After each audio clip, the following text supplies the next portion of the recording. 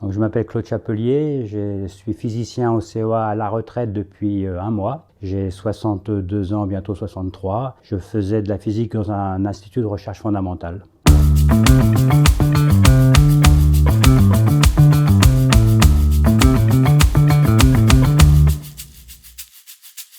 J'ai été atteint de la maladie de Ménière, qui est une maladie qui affecte l'oreille interne, il y a une dizaine d'années à l'oreille gauche.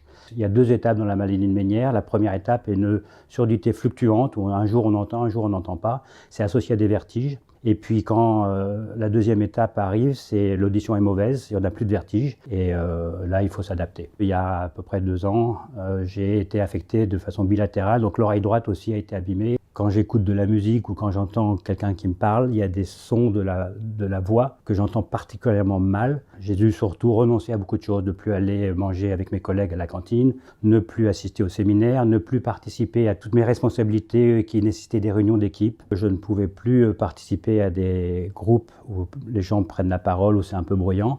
Et puis aussi, je fais de la musique depuis que je suis tout petit. J'ai chanté dans un ensemble vocal pendant plus de 30 ans. J'ai dû arrêter cette activité-là du jour au lendemain, en fait. Le fait de renoncer, on se sent dévalorisé aux yeux des autres parce qu'on fait faux bond aux autres. C'est-à-dire que je ne pouvais plus assumer la tâche que les gens attendaient de moi. Et ça, c'était difficile pour moi d'accepter, de ne plus être à la hauteur des attentes des autres. Tu feras que des choses seul. Donc tu renonces, mais il faut te réorienter vers des activités où tu n'as pas besoin des autres. C'est la seule solution. Parce que de toute façon, tout ce qui est en groupe, c'est plus possible. C'était l'état d'esprit que j'avais, sachant que je pense que c'était un peu illusoire de se penser qu'on pouvait se passer des autres, en fait.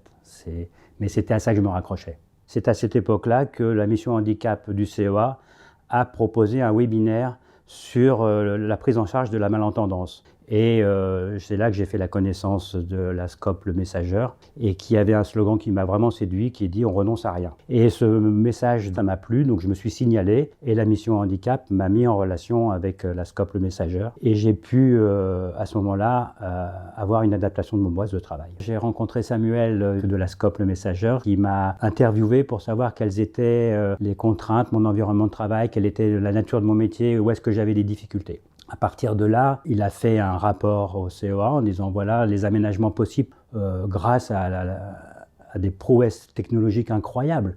On arrive pratiquement à ne pas être gêné par la surdité. Grâce au micro HF, grâce aux boucles magnétiques, grâce au petit système qui connectait mon téléphone. Donc techniquement, le son était clair. Et puis la deuxième chose qui a fonctionné, c'est qu'il y a eu une formation de mon entourage pour s'adapter, adapter de nouveaux protocoles dans les réunions, faire attention à la façon dont on me parle, la façon dont les gens échangent, pour que je ne sois plus mise à distance en fait et me sente marginalisé, parce que quand les gens parlent en même temps, on ne comprend plus rien. Bon, j'ai pu utiliser mon téléphone sans problème, j'ai pu aller à la cantine avec mes collègues grâce à une petite boucle magnétique et un micro qui isole du son extérieur qui me permettait de communiquer avec mes voisins de table. J'ai pu terminer ma carrière comme j'avais commencé en fait. Et en ce moment, je me plais à penser que je pourrais refaire un peu de musique. La semaine dernière, j'ai été écouter mon premier concert en live, mais j'ai pu discerner beaucoup de choses, j'ai pu avoir du plaisir,